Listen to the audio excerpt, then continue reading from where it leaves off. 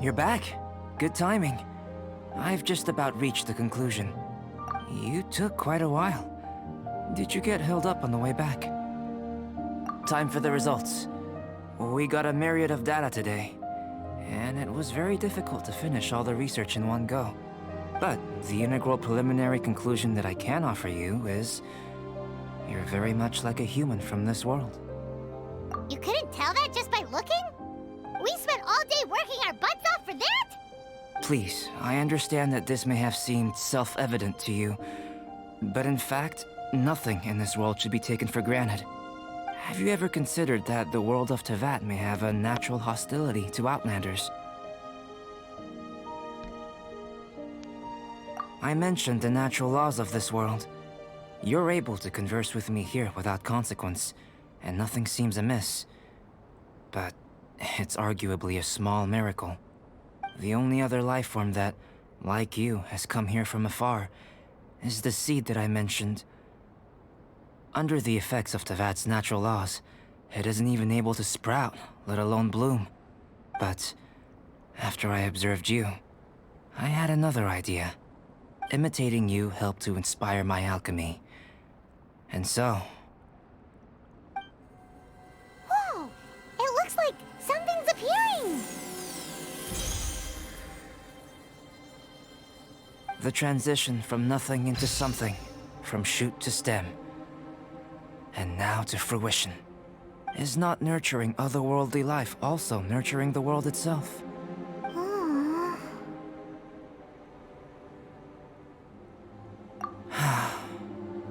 It would seem that that's as far as we go. A transient bloom of incomparable beauty. Life's proudest achievement.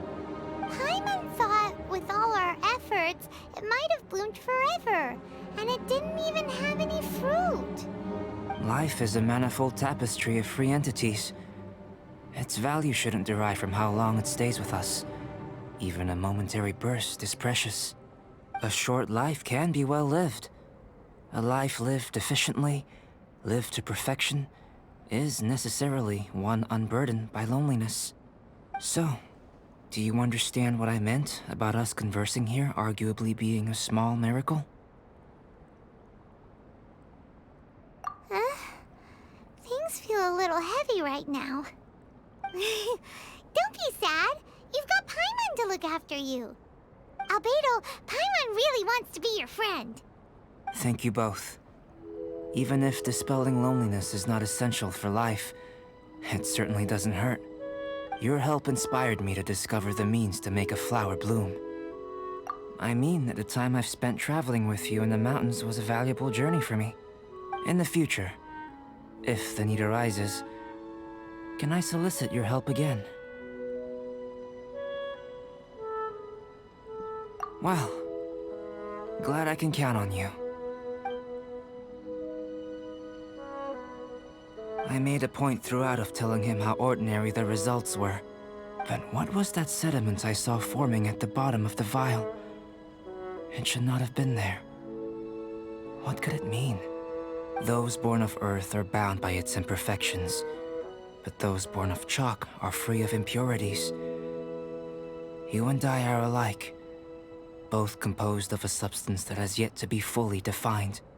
If, one day, I lose control, destroy Mondstadt, destroy everything, can I rely on you to stop me?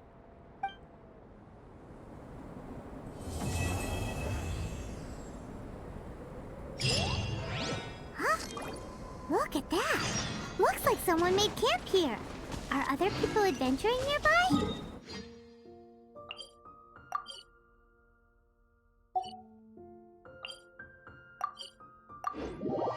Let's see how our fellow explorers are doing.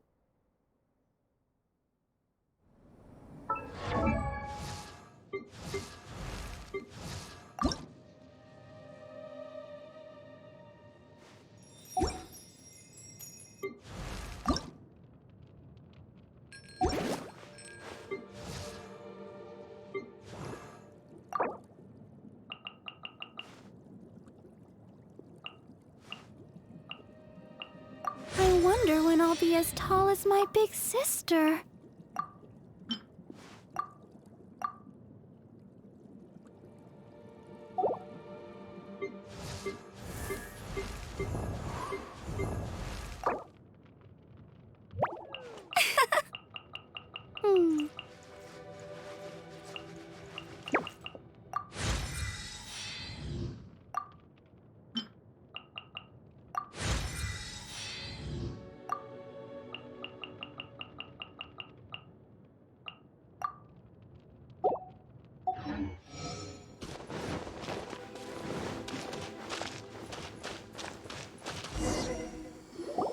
Hey, it's Sucrose! Are you here to explore the snowy mountain too? You scared me. Please, don't scare me like that. I was giving my research report some much-needed consideration. But you were just standing over there, staring into space. Not at all. I was just thinking of a name for a new subspecies of sweet flower I propagated. It has seeds that are 4 times as large as normal. Oh, are you interested? Wonderful. Next time, please allow me to show you the fruits of my work. It's a shame. If I wasn't coming to this mountain, I would have brought some samples with me. Yeah, weren't you doing research in the city?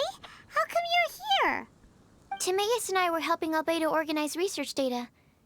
Timaeus just left, in fact. You didn't run into him? Sure didn't. He said that he wasn't as sharp as Albedo when it came to data. By quite a long shot, in fact.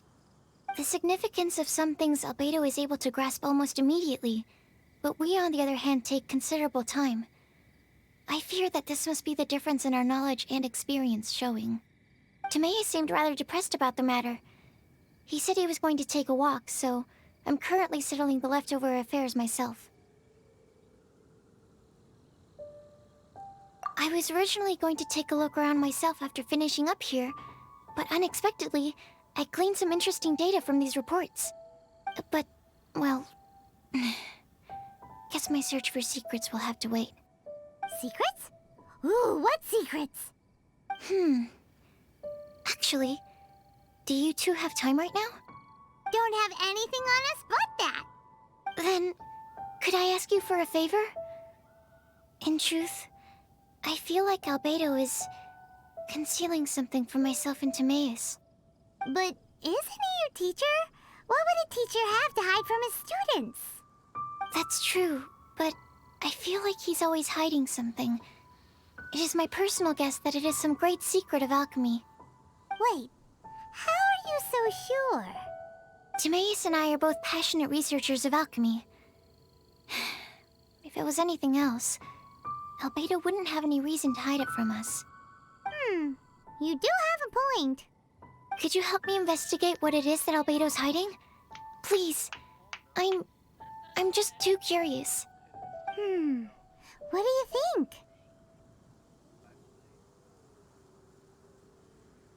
Yes! Thank you, thank you. All right. Let's take a little trip, shall we?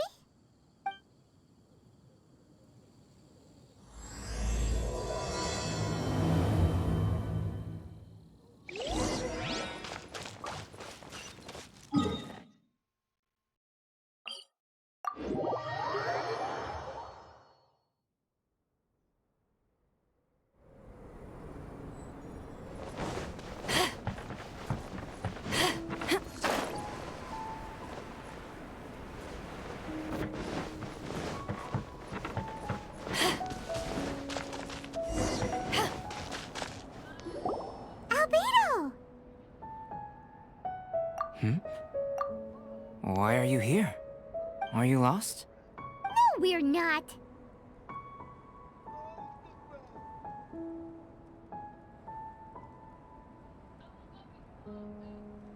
A secret?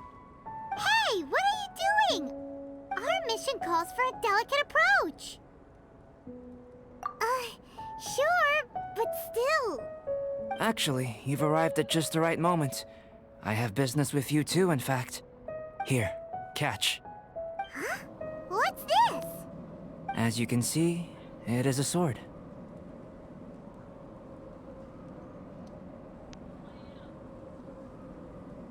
I did not make the sword. However, I did add some alchemical touches to it. Would you like to try it out?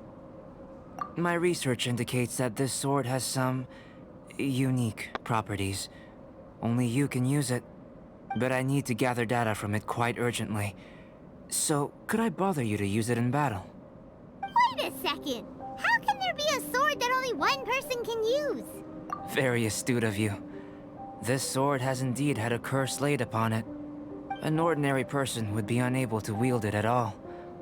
However, you are an exception. Huh? Or perhaps I should say that only you are immune to the curse. As such, who could I find to help me if not you? We gain little from saying more. Go find some monsters nearby. After all, some things are best discovered through practice.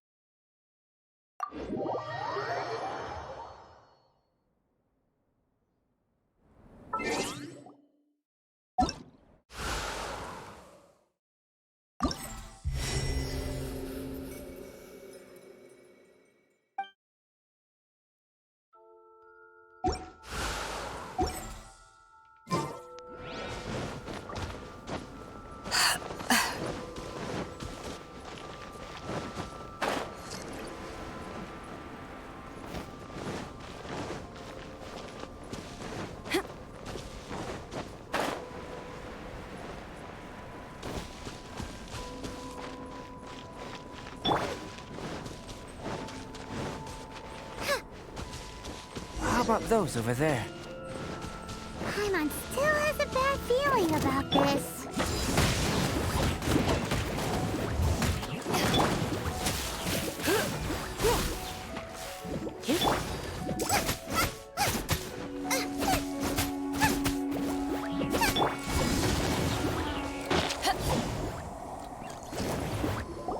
Over here! It's with this brat! Give it back, you thief! Treasure hoarders? There are treasure hoarders in a place this cold? Enough talk! Hand it over! Watch out! Troublesome! Have a taste of this! Booba!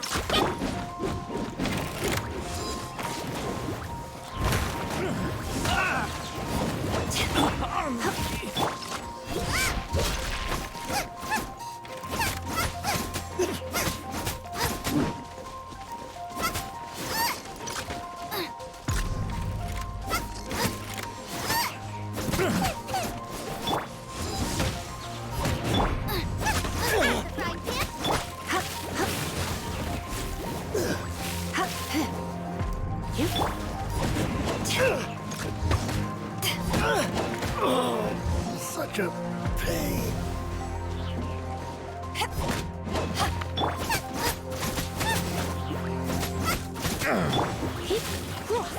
Taste of my hammer.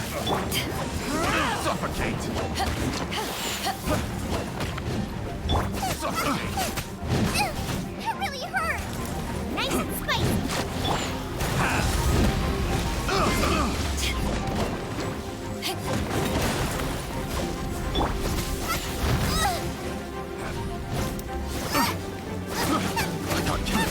That single? Get across! That tingle?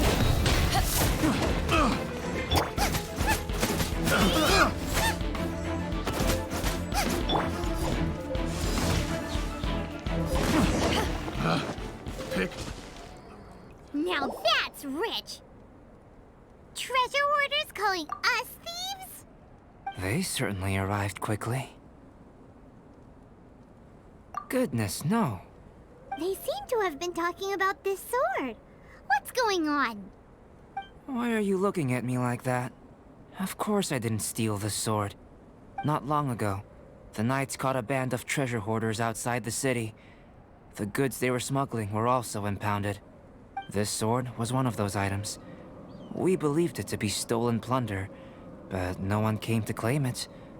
Nor could we find out where it came from, so it languished in our stores.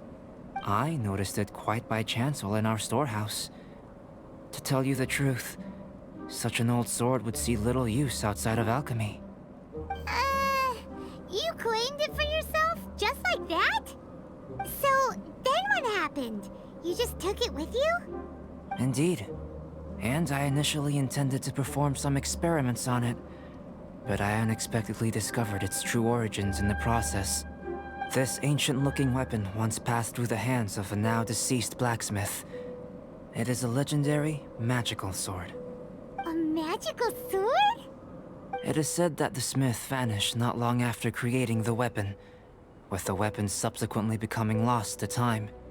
Working backwards from its eventual fate as plunder, one can guess that it was then stolen by the treasure hoarders, where it remained in obscurity till recently. The blacksmith who made this weapon disappeared? That's kinda spooky.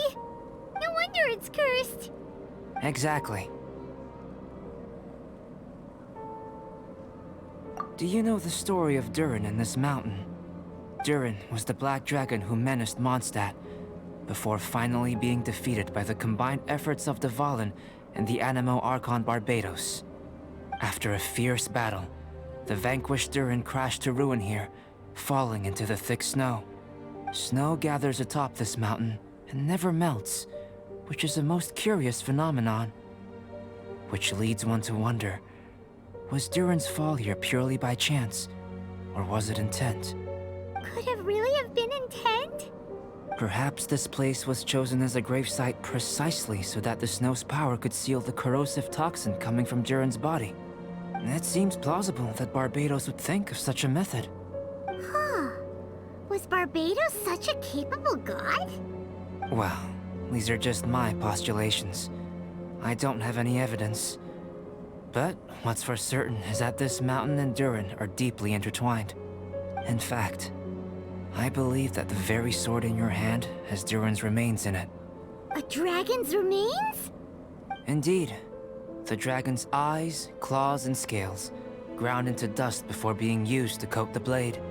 In this way, Durin's corruption and venom entered into the sword and became the source of its power. This is very advanced craftsmanship. I presume that having successfully forged the weapon, the smith must have tried it out themselves in their joy. But using the sword in battle would have allowed the corruption to seep through the blade's handle and into their bodies. Ordinary mortals cannot withstand such power. The blacksmith must then have fled, driven mad by the curse, before meeting their end in some unknown place.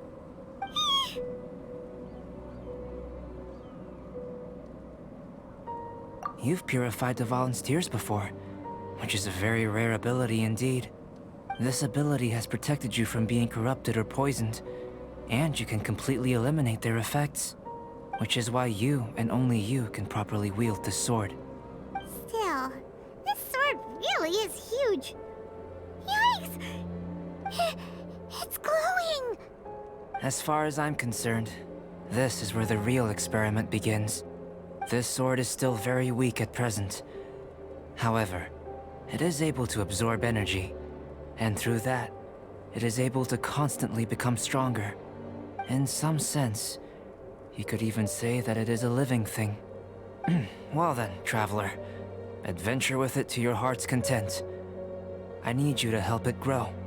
I believe that we will soon have all the proof that we need.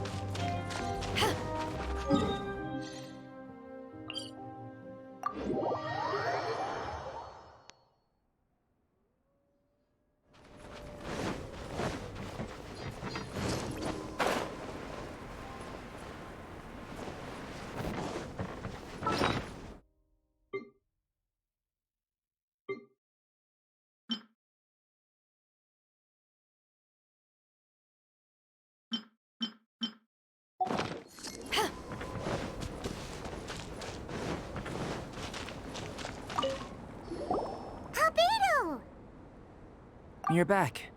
We've been working hard on the sword, you know. Check it out!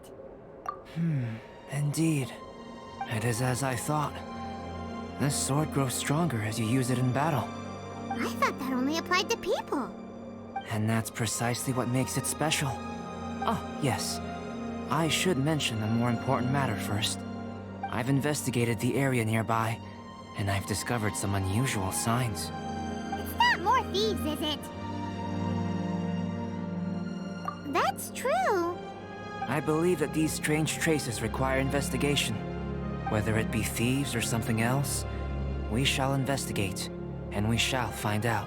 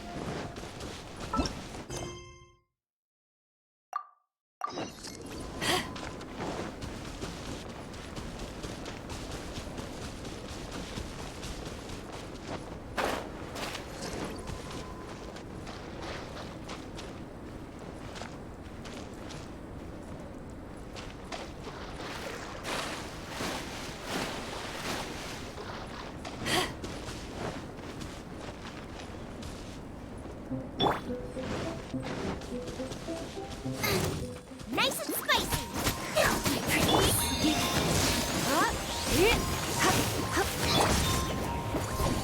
This can hurt. Take this. Surrendering the gentle.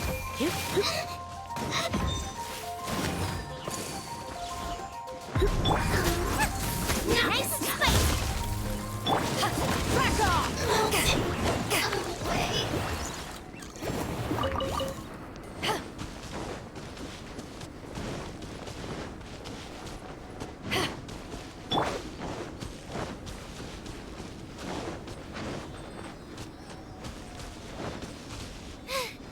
Now I got stomach cramps.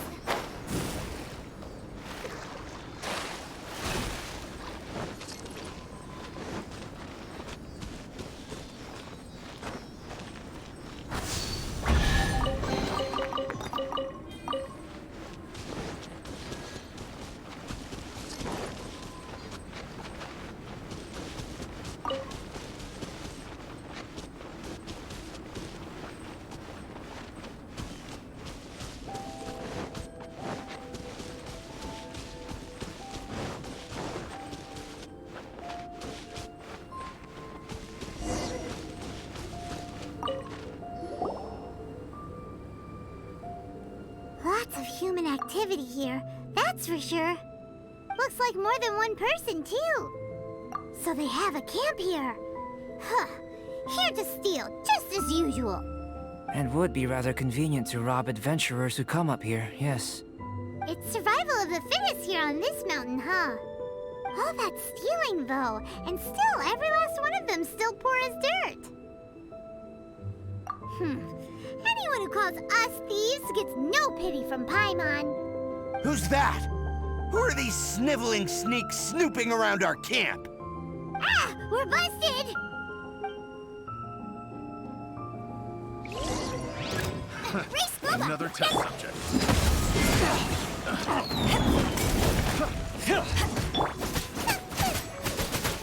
You're open!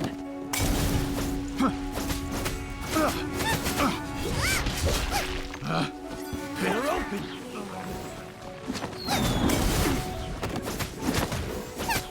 Boba, get them! Fry!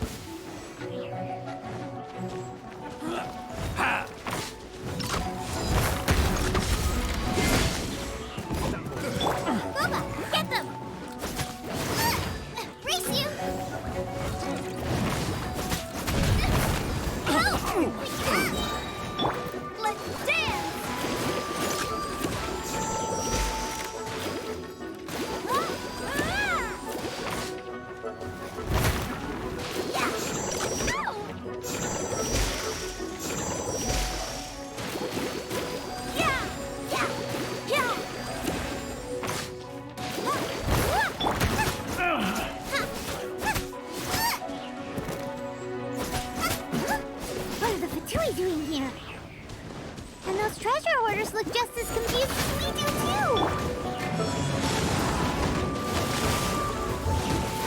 My duty.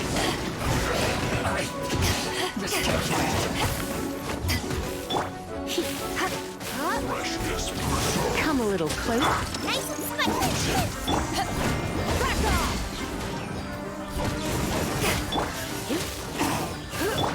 It's no problem.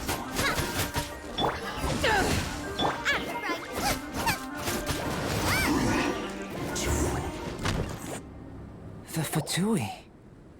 And they chose to attack us within the treasure hoarders' camp. Did they follow us here? But why would they do that? Did you go rile them up while we weren't looking? Did you? Maybe it's something we all did then. I think the Fatui are looking for this sword. Weren't you keeping the sword super secret? How did they know it existed? Perhaps they caught sight of you using it on the mountain. If their eyes are any good, they'll definitely have seen how this sword stands out from the rest. They really want everything, don't they? Not quite, no. The Fatui are collecting things related to the Archons. This, I believe, is known to you. Huh. Now that you mention it, we did hear Master Diluc say that. Durin is the sworn enemy of the Animo Archon, and had power comparable to his. To say that it could rival the Archons, or was related to them, So that's how it is. I made a new discovery while sketching nearby. There's an area up ahead that's quite remarkable. Nearby monsters have been attracted to it and have fallen under its influence. As a result, their constitutions have come to far surpass others of the same kind. That seems convenient. Well, we're here to help this sword grow, aren't we? Might as well go try it out on those monsters. Precisely my intention. Oh, and do remember to observe how various enemies affect the sword differently while you're at it, please.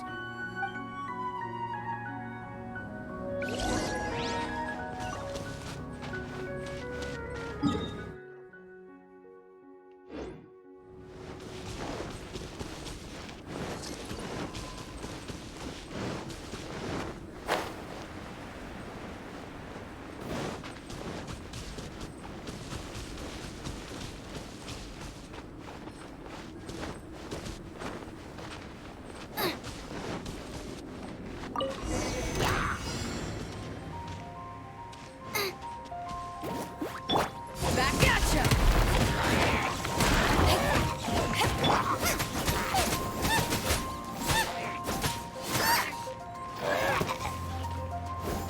Nice and spicy.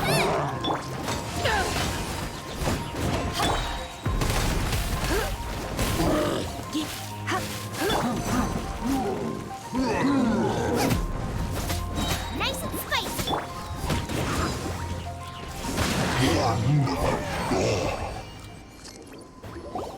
So how did it feel? I have a hypothesis concerning this. Each time this sword absorbs power from the bodies of fallen enemies, it will resonate with Durin's remains, hidden somewhere on this mountain. Holy moly, that sounds amazing! If my theory proves correct, this could mean that all the monsters here may be resonating with Durin's body. I fear this may have to do with the origin of these monsters' powers. Durin is no ordinary beast. Even though it is long dead, the entire mountain is still held in thrall by its corpse. The dragon's mysterious power may itself be a form of curse. We still don't have enough information. If we wish to understand more data is required. And this is where you come in. Guess story times become work time. I have some research work that needs settling, so we will have to work separately for now. Let's meet up again near the broken bridge.